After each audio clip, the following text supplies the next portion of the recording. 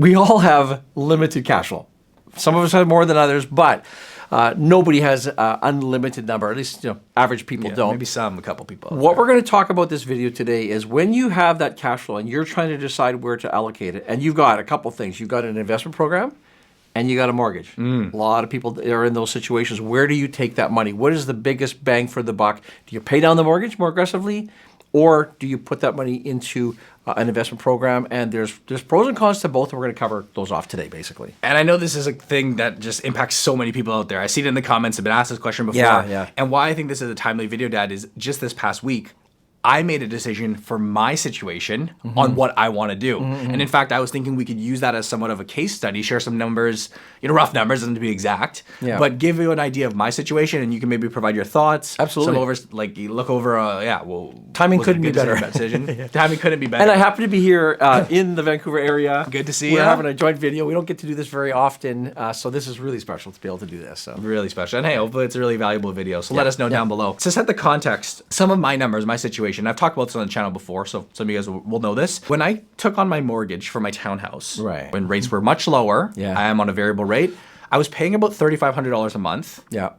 The rate at the time was 1.45%. I might be a little bit off, but let's just say roughly, right? And just in case you're wondering where Brandon lives, is clearly either Toronto, Vancouver, or Montreal, because $3,500 a month for a townhouse at 1.45%, it's the Vancouver area, so it's not Manitoba. Classic. We don't live in Manitoba, although we will be going there next month. In a few weeks, we're going there. A few weeks, going back to the roots. Yes. But no. So yes, this is Vancouver. The home prices, as you guys know, is just ridiculous. Yeah. Case Case in point being was that my mortgage was right at that 3.5K a month. We know the story with how interest rates have acted over the past couple of years. Big climb. We are starting to see that come down. I think it's 3 quarters in a row now. Or not 25 basis point cuts in a row by the Bank of Canada. Yeah, exactly. Yeah. And at one point at the peak, my mortgage had gone up to about $7,000 a month. So think about that. That's when you stopped paying me the allowance, I think. Exactly. Well, that's when I had to tighten up. And for those that have been following for a couple of years, I decided to allocate, for my investments, money that I would typically put in. I said, listen, at this rate, I need to pay down the mortgage first. That's priority number one. And my investments did take, a hit. A pause. Let's call it that way. Well, I'd say happily, from my standpoint, is now that rates have come down, that has freed up some capital. As of today, it's sitting at about 5.25%. So down from 5.95 at the peak. Correct. Yeah. So that doesn't sound like much, but on a bigger loan amount, that frees up a pretty significant chunk of capital for me. And then again, bringing us back to the topic of the video is what to do. And before we dive into that, Dad, and the considerations, one thing that I thought was very valuable for those in this situation is running through a mortgage calculator. There's essentially a calculator online. It's a free one that says pay down debt or invest. I think that's the title of the calculator. And you can go in, punch in your specific details, even things like your marginal tax rate if you're investing outside of a RSP, TFSA, whatever it is, to help get you to a break-even number, the math behind what makes more sense. I did a video 2 years ago, which I think was very prudent to forecast this. Well, you're supposed to do this, and I remember sitting down with you, and you were able to secure a mortgage at 1.45%. So we ran through some projections. Okay, let's just get a little bit crazy. Let's say that goes up to 4.5%. I mean, probably won't, but let's say. Or worst case scenario, let's say 7%. Interest rates go up that high. And it's funny, it doesn't sound like a worst case scenario now looking at it, but back a couple years ago when rates were at 2%, that did seem quite far-fetched. Yeah. But it was the proper prudent thing to do to forecast those, let's just call it 3 scenarios, right? Just in case. And in reality, that's what ended up happening to me. And I'm glad I did that because those are the types of things you have to account for.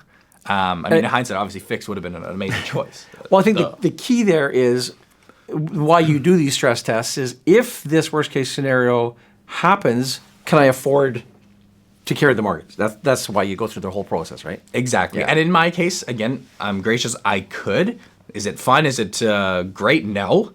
But it is something that we plan and forecast for. But it took some of that limited cash flow away from your investments. Certainly. Well, now we fast forward to where we are today. We have a bit of cash flow that I've essentially gained back, if you will. What do I do with that? Do I invest that? And on the topic of investing, I want to stop this video for a quick word from our sponsor. Imagine that you're planning for your future, you're balancing the need for growth, the desire for steady cash flow. Maybe you're thinking about retiring early or funding your child's education. The BMO Balanced ETF could be the solution that you're looking for. It is a carefully crafted mix of global equities, fixed income ETFs from BMO Global Asset Management. They're designed to help you grow your wealth while at the same time managing risks. What's more, the fund automatically rebalances every quarter to keep your investment strategy on track, even when the markets shift. You're not just investing in a portfolio, you're investing in peace of mind, knowing that your money is managed by a name that you can trust. Explore how the BMO Balanced ETF, the ticker is ZBAL, can fit into your life and help you reach your goals. Visit BMO ETFs today to find out more. All right, welcome back to the video. So the question at hand here is, how do you approach the situation? From what I've seen, there's so many ways to approach this. In fact, leave a comment down below if you're in the situation and either you're thinking about doing something, maybe you have made some changes. Have you changed your approach to this? Yeah. Has that changed over the years or maybe some experiences? Because interestingly, I made a post over on Blossom Dad and we got a variety of different opinions, very different opinions. There's a ton of posts that were, for paying down that mortgage first. I think that a is lot, priority right? number one. A lot of them. Yeah. Here's 5 months left on my mortgage. Paying off the mortgage all day long for me. I finished paying my mortgage at the turn of the year. What an amazing feeling. No regrets. Allocating so much when I did. Here's someone actually taking money from their investments, paying down a lump sum. They can't wait to be mortgage free. A lot of these, I assume, come down to, is it a peace of mind thing? Is it a mathematical thing? Well, some of there's intangibles. You can crunch the numbers so the cows come home and say, this is financially, using proper estimates, the best thing to do.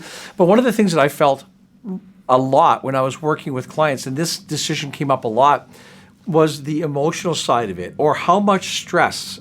Some people just absolutely hate carrying debt. Even a really good, prudent mortgage, for some people, it just Weighs on them? It weighs on them, yes. And so they do prioritize that. Some people just like to be debt-free. Understandable.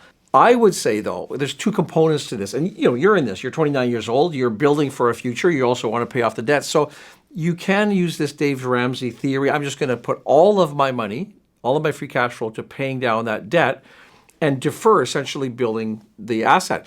Well, the problem is, as one of the first things you learn when you're becoming an investor is that one of the most important assets you have is time. And so that compounds over years. And so if you have, let's say you take a sort of traditional 25-year mortgage and now you're 50.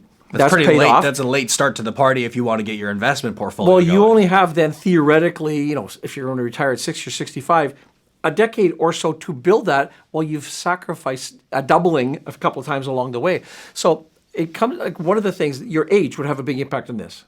Absolutely. If you're 50 or 45 now, you have nothing saved up already, interest rates are coming down, I would say it might make sense to start being more aggressive with the investment program. If you're younger, maybe lean it the other way.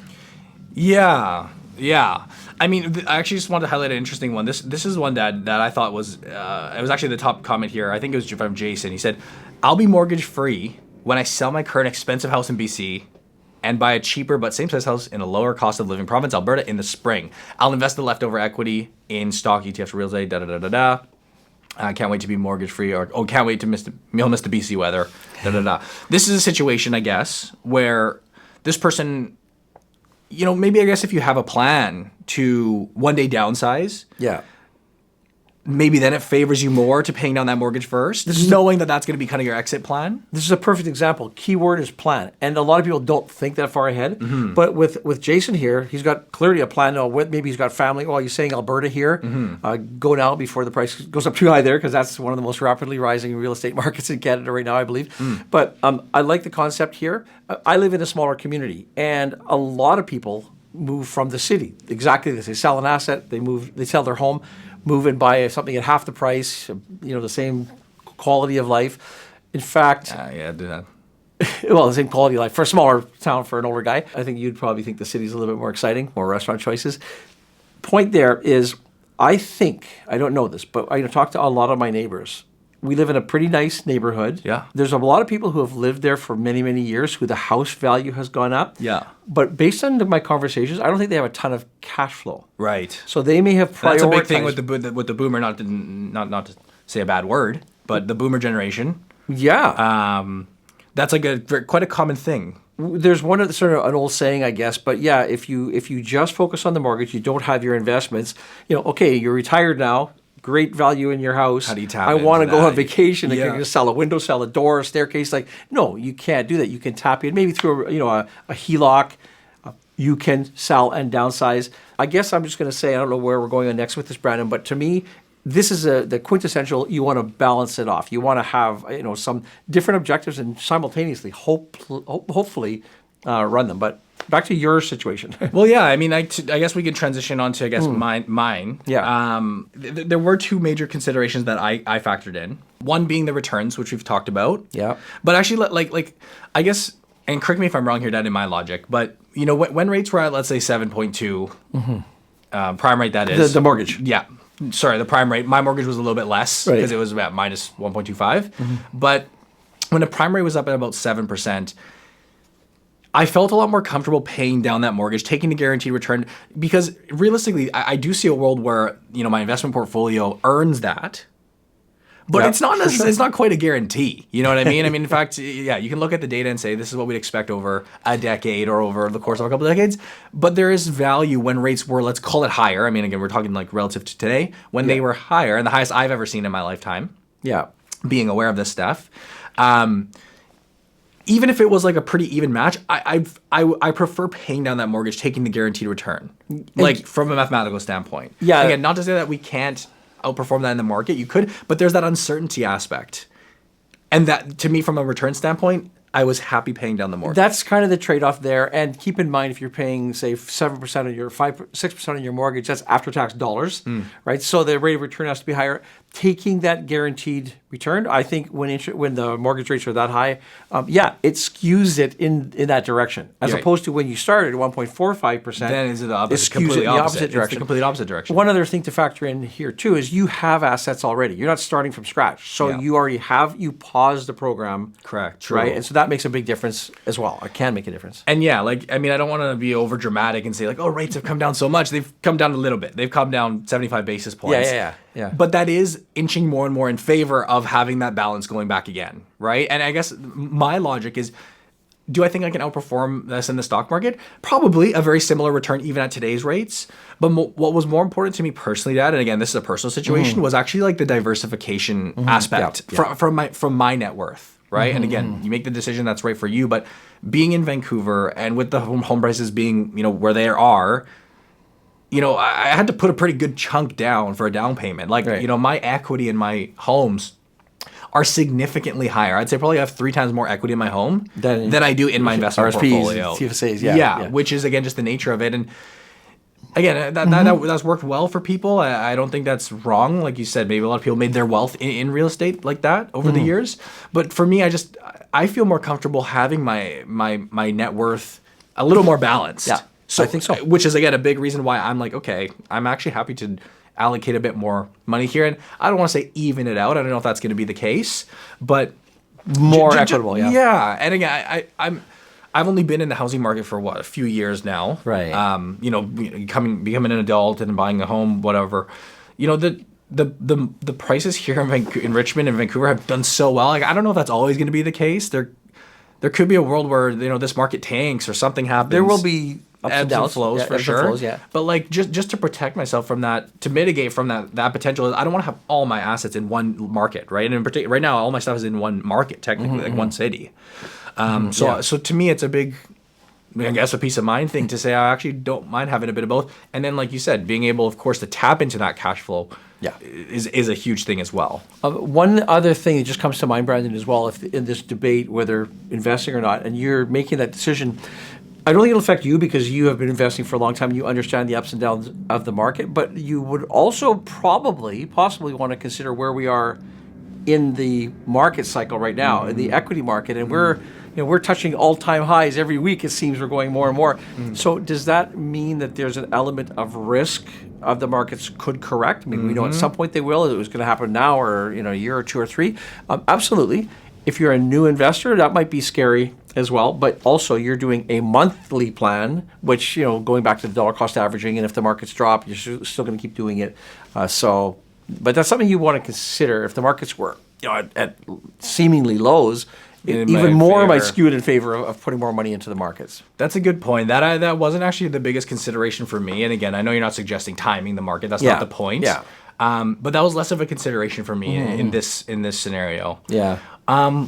But yeah, I guess that's just like an update on what I decided to do. And I'm curious, like, leave a comment down below. What did you guys decide to do, or do you agree with what I'm doing?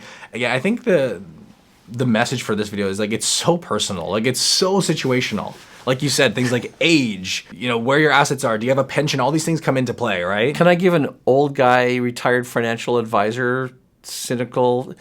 Please don't say this is the way to do it, because the whole point of this is there isn't the way to do it. It all comes down to your circumstances. Maybe, if you leave a comment and say this is what we chose because of our circumstances. That's what it's all about, really. Yeah, and like at the end of the day, what I always say when it comes to like the real estate side of things is that you can make the mathematical choice, like the dollars and cents choice, but you touched on it earlier. There's so many other variables that may even outweigh that for your personal situation. Yeah. Again, all that to say, like, it does feel like a late start if you're going to go entirely mortgage first and then start your investments in your 50s. To me, that does seem a little. I don't know if I want to say wrong. I think it's crazy myself. You do? Yeah. Because I'm sure there's people that do that. So and one of the things, anytime you're doing these plans, a very, very disciplined person would say, okay, I'm paying my mortgage. When it's gone, I'm going to take all that money and start putting it into investments. That's what the calculation would be. Even then, it's off to a late start. Reality is, maybe I've paid the mortgage, so I'm going to spend money on this dream holiday. I'm going to do this. And before you know it, months or years have gone by where you didn't start that program and the math has all gone to hell then. So. True. Yeah. That's true. That's true. You use the term diversification, stocks, bonds, equities, growth, etc., and real estate generally is a pretty good formula. Yeah. Yeah. No doubt. Well, hey, let us know what you guys think down in the comment section below. Very curious to hear the opinions and situations you guys find yourself in. Yeah. I'll certainly keep you guys updated too with what I'm doing. But that's just like literally this past week I made a change. So I'm like, this could be worth the video. I think it's a good topic. Yeah. Good. Well, if you guys enjoyed, give it a thumbs up. Subscribe. Yeah, don't forget to subscribe. Definitely. Very important. And have yourselves a great day. And we'll see you in the next video. You forgot to say that.